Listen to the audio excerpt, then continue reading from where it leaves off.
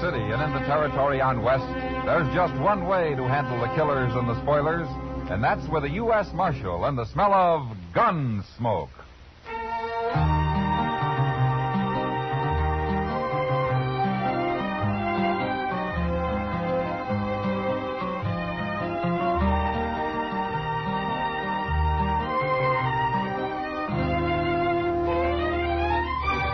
Gunsmoke, starring William Conrad. The transcribed story of the violence that moved west with young America. The story of a man who moved with it. Matt Dillon, United States Marshal.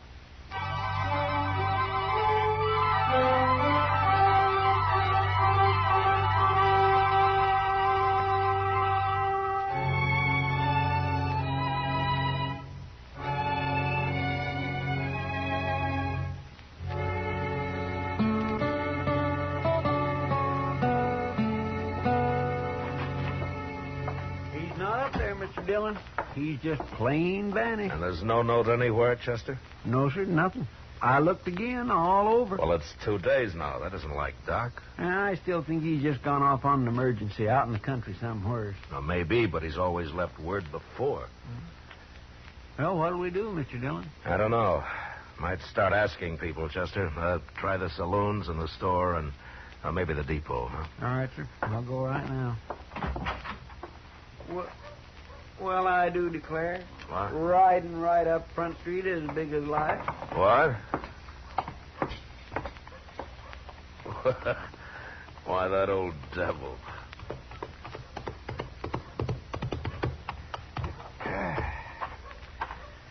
Oh, you sure are a sight for sore eyes, Doc. Where in the world have you been, anyway? Hello, Chester.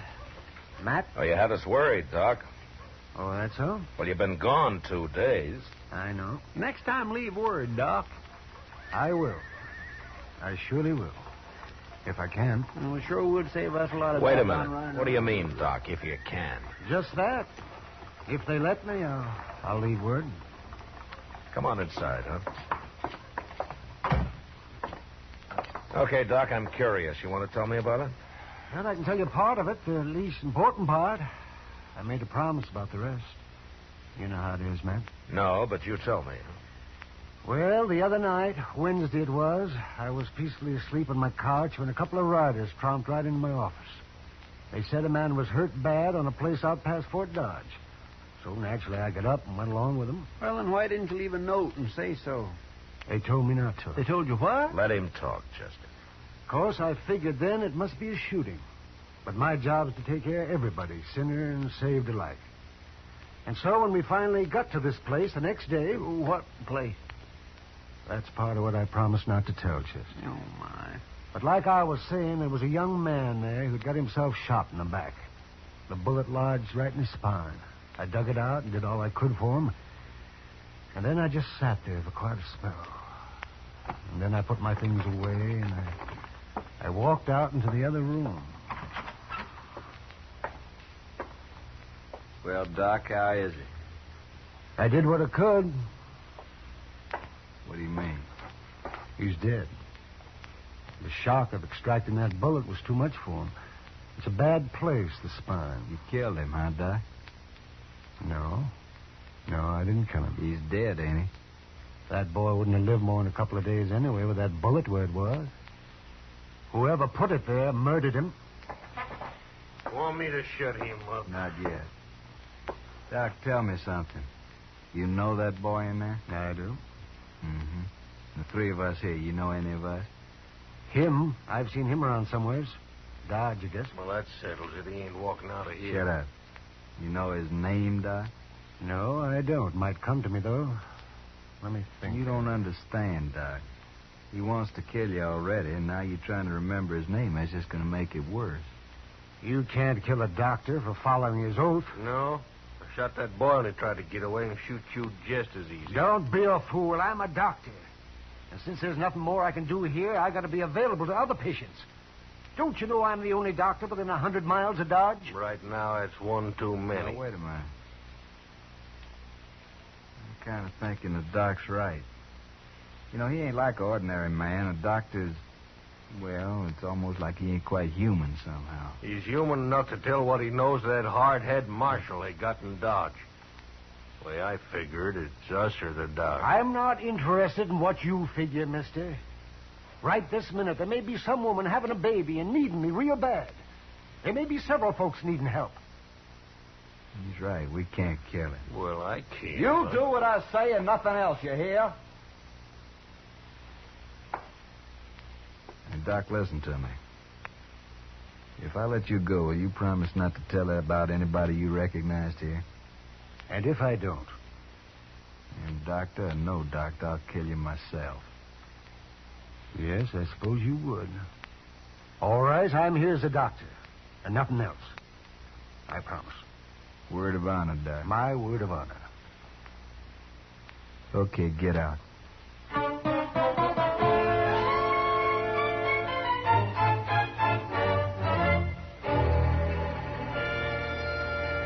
Well, that's quite a story, Doc. Oh, you played it right smart if you ask me. Who were they, Doc? Well, I only recognize one of them, Chester, besides the man they'd shot. Have you thought of his name yet?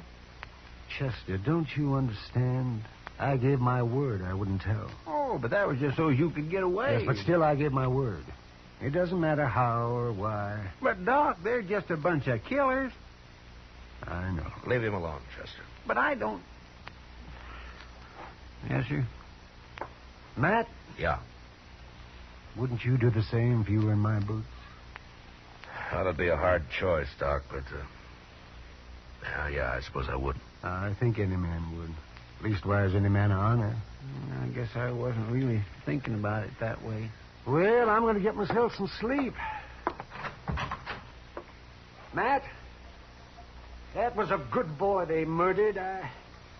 I hope they hang for it. God bless them.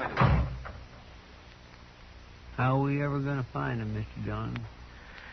I don't know, Chester. We don't even know who they killed. And just think, Doc could lead us straight to him right now. It isn't making the Doc happy, Chester. No, sir, it sure isn't.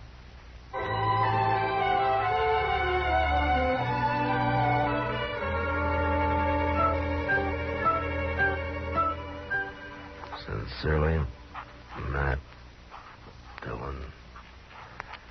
U.S. Marshal? Jake Worth. Why, you haven't come to Dodge in 6 months that I know of. I'm here now, Marshal. Oh? But trouble, Jake? I'd call it that. Well, You know that cottonwood? Big one down at Brandy Bend? yeah. There's a hole down by the roots at the north side of it, Marshal. I put a sack in that hole this morning. It's got $20,000 in it. 20? Well, that's a lot of money, Jake, even for you. It isn't if Hank gets back all right. Hank? Well, that's your youngest boy, isn't it? 18 last month. He didn't show up the other night, Marshal, and next morning I found a note tacked on the corral. Said to leave the money or they'd kill him. Well, come on, Jake. We'll try to get there before they pick up the money. No, Marshal, I won't take any chances. They'd shoot him sure if we did that. You should have told me before you left the money. You should have come here first. You didn't hear what I said, Marshal. I won't take the chance. All I want now is for you to watch for anybody who turns up rich around here. Jake, listen to me. You listen to me, Marshal. Nobody's going to do a thing till Hank's back safe on the ranch. Not one dang thing. Jake, if they killed Hank, you'd want him hung, wouldn't you? I'll hang him myself if it comes to that. All right, then let's go. Let's get down to Brandy Bend and wait for him. No, I already told you no. Jake. I think Hank's dead. You what? I think they've already shot him, and he's dead. What are you talking about? Where is he? I don't know. And how come you think he's dead? Well, I can't tell you. Marshal, I've had about enough of this. Look, we're wasting time here. Come on, Jake. I'll tell you what I can on the way to the river. You better, by heaven, or one of us ain't never going to get to the river.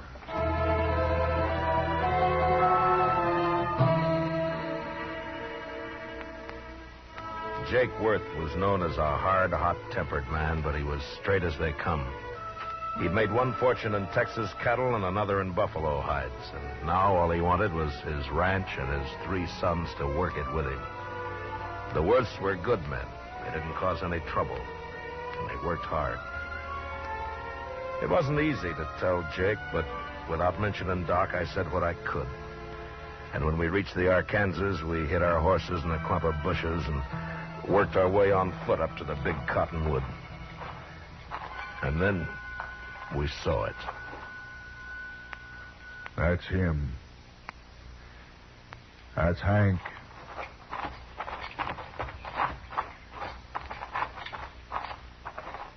Yeah, I'm afraid so, Jake. Yeah. They killed him. They killed him all right. He was a good boy. Had his whole life to live yet. Why'd they do it? If I gave them the money, why'd they do it? I'm sorry, Jake. Marshal, I want the truth now, every bit of it. Well, that's all I know, Jake. Hank tried to break, and one of them shot him. But we'll get him. I'll take care of myself soon as you tell me who they are. I don't know who they are. Don't lie to me, Marshal. You know a lot you're not telling me. I've told you all I can. That's Jake. my boy lying there, Marshal. He's been murdered, and if I didn't know you so well, I'd begin to think maybe you had something to do with it yourself. Easy now, Jake. Then why don't you tell me? Because the man who told me about it had to promise not to name anybody. That's why. What man? Who is he? I'll get it out of him if I have to cut it out. I know. That's why I can't tell you who he is. What kind of a lawman are you, anyway? I've told you all I can, Jake. No. No, you haven't. Marshal, I don't believe your story about nobody promising nothing. You know who done it. You're going to tell me. I'm giving you 24 hours to name those men. And me and my boys are coming to Dodge. There'll be blood spilt, Marshal. Jake, I give you my word, I don't know who did it. I don't believe you. I'll help you take your boy home now. Go on back to Dodge. I'll manage here. You're making a bad mistake, Jake. 24 hours, Marshal. I'll be there. We'll find you, wherever you'll be. Jake, So long, Jake.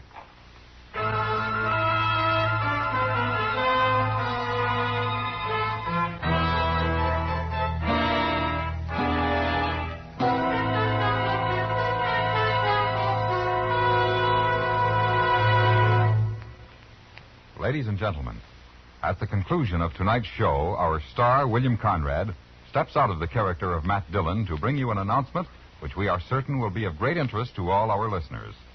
So be sure to listen at the close of tonight's program for a special message from William Conrad. And now the second act of Gunsmoke.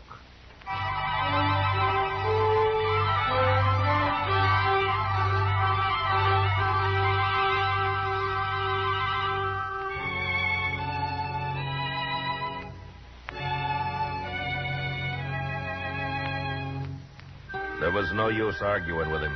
The man's grief had destroyed his reason. And the worst of it was, I knew his sons would do whatever Jake told them to do. Unless I could stop it somehow, I'd have to shoot it out with 3 good and perfectly innocent men. And for no reason at all. I thought about it all the way back to Dodge. And by the time I got there, I had an idea. I went up to Doc's and I talked it over with him. All right, Matt. I'll do whatever I can. Well, it might not work, Doc. And you'll be exposing yourself to a lot of danger. Have you thought about that? I have. I've also been thinking about the men who killed Hank Worth. Well, we could wait till they start spending their money, or till one of them gets drunk and maybe talks too much somewhere. Yes, we could, but meantime, you and the Worths will have a gunfight. Oh, and that'd be a terrible thing to let happen. All right, then, Doc, let's go. I want to get to the ranch before dark.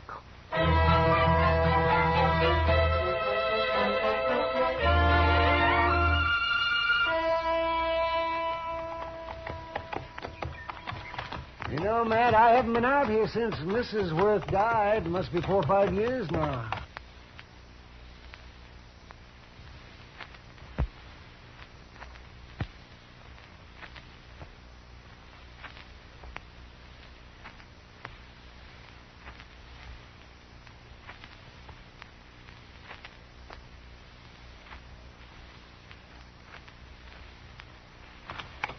Place sure has changed. Yeah. I don't see anybody around, do you? Well, maybe they saw us first. Maybe they're hid out. Yeah, maybe.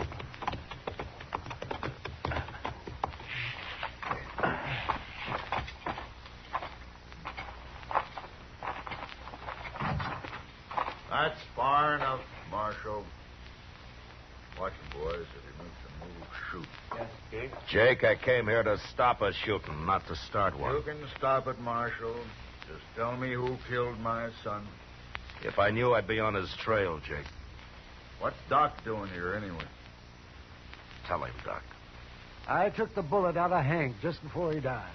What? That's right, Jake.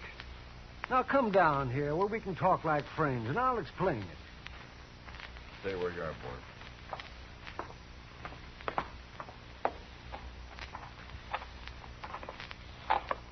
All right, Doc, let's hear it. Well, they got me out of bed, Jake, and they led me out into the country. Hank had been shot in the back, and I extracted the bullet. But it was no use. He'd have died anyway. There were 3 men there, and I recognized one of them. Who was he? I had to promise I wouldn't tell, Jake, or they'd have killed me. That don't matter now. Think about it, Jake. Doc gave him his word, and you're asking him to break it. Now think about it for a minute. I'm thinking, and I'm thinking about my boy, too. Hank's dead, Jake. We can't help him. Shot in the back, and the coward who did it's running free. You want to help get him, Jake? Don't ask fool questions, Marshals. Of course I want to get him. All right, then listen to me. Those men told Doc if he talked, they'd kill him. Yes, and they meant it to. All right, so I got an idea, Jake. We'll spread it around that Doc has identified the killer. The news will reach him soon enough. And meantime, I'll lay low and have Chester tell everybody I've ridden out after them. Go on. Then we'll just wait. 1 or 2 or maybe all 3 of them will come into Dodge to kill Doc some night soon. I still might get away. Now, I'll deputize you and your boys right now, and you can wait for them with us. But you're going to have to stay hidden, like me. Well, we won't mind that. Not if we get a chance at them, we won't. Good. Funny thing, though. What? Man like Doc here, rather than break his word, he'll make himself a target for those killers. Yeah. Look, Jake, Doc and I are going to go back to Dodge now. I'll see that the story gets started. And in a day or 2, you and your boys can ride in, but separately, though. Otherwise, it might cause talk. I understand. And come straight to Doc's. We'll get there.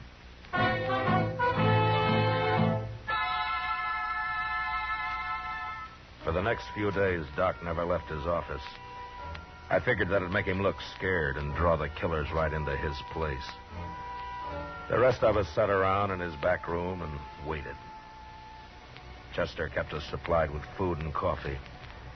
And on the 6th night, about midnight, we got our game.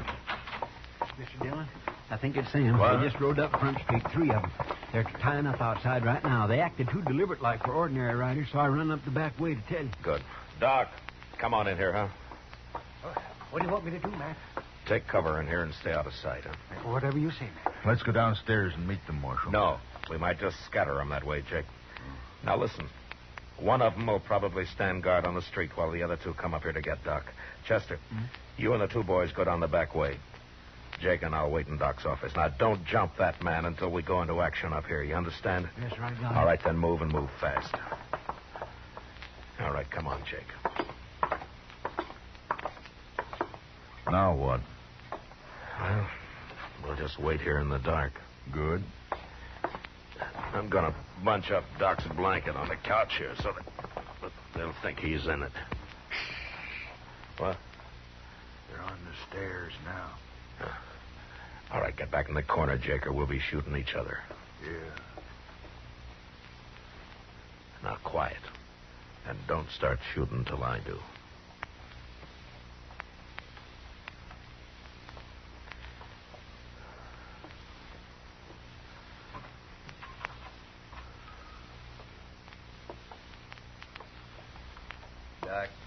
wake up, you lying dog. Let's just shoot him and get out of here.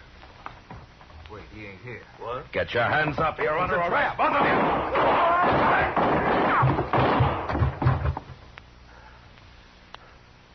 you. You all right, Jake? Yeah, I got one of them. I'm all right. Doc, come on out. There's Ed. Light the lamp, will you, Doc? All right. You okay, Mr. Dillon? Yeah, come on in, Chester. So we got him. He tried to get away when he heard the shooting up here, but he run smack into one of the Worth boys. He's dead. Bring the lamp over here, Doc. No, I don't know either one of these men. Now, Doc, you can tell us now. Is one of these the man you recognized? This one here. I remembered later I treated him for a broken nose some time back. I never did know his name. He came up the trail with a herd, I think. Yeah. Doc, will you take care of things? Sure, man. Well, Jake? Marshal,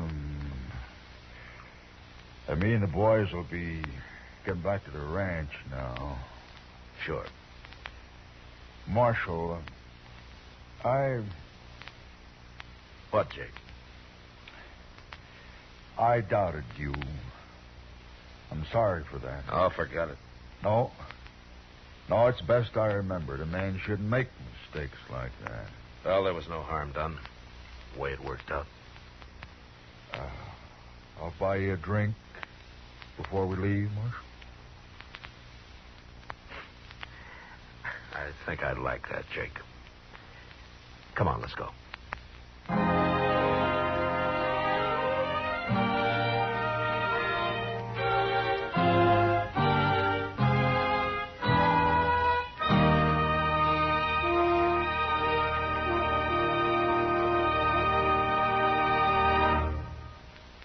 Now, a special announcement. Here is our star, William Conrad. Thank you, George. You know, I believe this is the first time I've ever set aside the character of Matt Dillon to speak to you. But this is important to all of us here on the show, and I hope it will seem so to you. Starting next week, Gunsmoke will come to you at a new time, on a new day, sponsored by Chesterfield Cigarettes.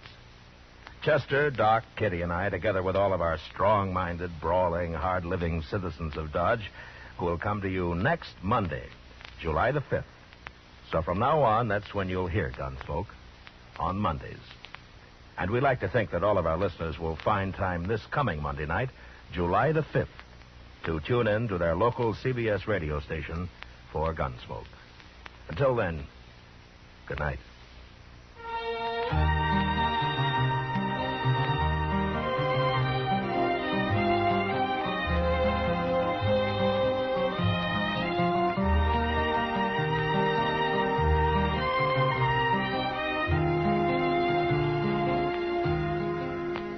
Gunsmoke, transcribed under the direction of Norman MacDonald, stars William Conrad as Matt Dillon, U.S. Marshal. Tonight's story was specially written for Gunsmoke by John Meston, with music composed and conducted by Rex Corey. Featured in the cast were John Daner, Lawrence Dobkin, and Harry Bartell. Parley Bear is Chester, and Howard McNear is Doc. Join us again Monday, July 5th, as Matt Dillon, U.S. Marshal, fights to bring law and order out of the wild violence of the West in Gunsmoke. George Walsh speaking.